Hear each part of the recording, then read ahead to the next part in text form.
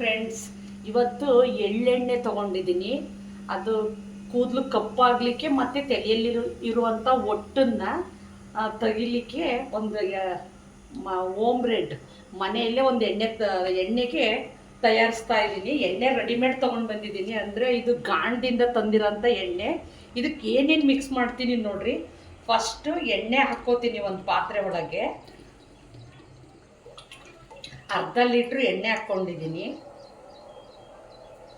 ಎಣ್ಣೆ ಹಾಕ್ಕೊಂಡು ಆ ಪಾತ್ರೆಗೆ ಒಂದು 2 ನೀರುಳ್ಳಿ ಹೆಚ್ಚಾಕ್ತೀನಿ. ಹಸಿ ನೀರುಳ್ಳಿ ಹಾಕ್ತೀನಿ. ಹಸಿದು 2 ನೀರುಳ್ಳಿ.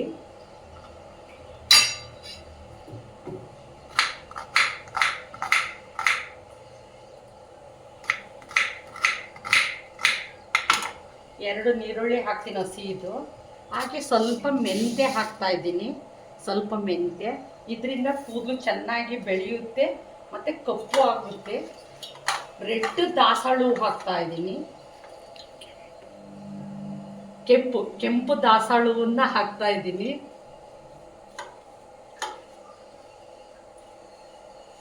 ದಾಸಾಳು ಹೂವು ಮತ್ತು ದಾಸಾಳದ ಎಲೆ ಎರಡನ್ನು ಹಾಕ್ತಾ ಇದ್ದೀನಿ. ಈಗ ಇದನ್ನ ಎಲ್ಲ ಮಿಕ್ಸ್ ಮಾಡಿ ಕಾಯ್ಲಿಕ್ಕೆ ಇಡ್ತೀನಿ.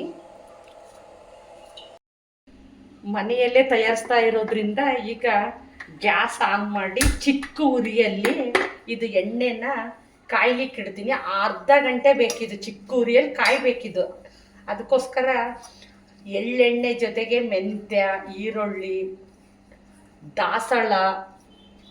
ದಾಸಾಳದ ಎಲೆ, ರೆಡ್ ದಾಸಾಳ ಎಲೆ ಎಲ್ಲನೂ ಮಿಕ್ಸ್ ಮಾಡಿ ಒಂದು ಅರ್ಧ ಗಂಟೆ ನೀಟಾಗಿ ಇದನ್ನು ಕುದಿಸ್ತೀನಿ. ಕುದಿಸಿದ ನಂತರ ಇದನ್ನು ಸೋಸಿ ಆರಿದ ಮೇಲೆ, ಚೆನ್ನಾಗಿ ಕುದ್ದ ನಂತರ ಇದು ಆರಿದ ಮೇಲೆ ಇದನ್ನು ನೀಟಾಗಿ ಸೋಸಿ ಒಂದು ಬಟ್ಲಿಗೆ ಅಥವಾ ಒಂದು ಸೀಸಕ್ಕೆ ಹಾಕ್ಕೊಳ್ತೀನಿ. Thank you friends. ಎಳ್ಳೆಣ್ಣೆನ ಕಾಯಿಸ್ಕೊಂಡು ಇದನ್ನು ತಣ್ಣಗಾಗಲು ಬಿಟ್ಟಿದ್ದೆ. ತಣ್ಣಗಾಗಿದೆ. ಈಗ ಇದನ್ನು ಒಂದು ಗಾಜಿನ ಬಟ್ಲಿಗೆ ಇದನ್ನು ಸೋಸ್ಕೊಳ್ತೇನೆ. ಸೋಸ್ಕೊಂಡ ನಂತರ ನಾವು ದಿನನಿತ್ಯ ತಲೆಗೆ ಕೂದಲಿಗೆ ಇದನ್ನು ಉಪಯೋಗಿಸ್ಕೊಳ್ತೇನೆ. ನೀವು ಇದನ್ನು ಪ್ರಯತ್ನ ಮಾಡಿ ನೋಡಿ ಒಂದು ಸತಿ. ಇದರಿಂದ ಕೂದಲು ಕಪ್ಪಾಗುತ್ತೆ ಮತ್ತು ಕೂದಲು ಉದ್ದ ಬೆಳೀಲಿಕ್ಕೂ ಸಹಾಯ ಆಗುತ್ತೆ. ಹಾಗೂ ಡ್ಯಾಂಡ್ರಫನ್ನು ಒಟ್ಟನ್ನು ಸಹ ಇದು ನಿವಾರಣೆ ಆಗುತ್ತದೆ ಇದರಿಂದ. ನಿಮಗೆ ನನ್ನ ವಿಡಿಯೋ ಏನಾದರೂ ಇಷ್ಟವಾಗಿದ್ದರೆ like and comment and subscribe. Thank you friends. ಈ ಥರ ನೀಟಾಗಿ ಸೋಸ್ಕೊಳ್ಳಿ. ಒಂದು ಗಾಜಿನ ಬಟ್ಟಲಿಗೆ ಈ ಥರ ಸೋಸ್ಕೊಳ್ಬೇಕು. ನೀಟಾಗಿ ಸೋಸ್ಕೊಂಡು ಒಂದು ಬಾಟ್ಲಿಗೆ ಹಾಕಿದ್ರೆ ಹಿಡ್ಕೊಳ್ಬೋದು.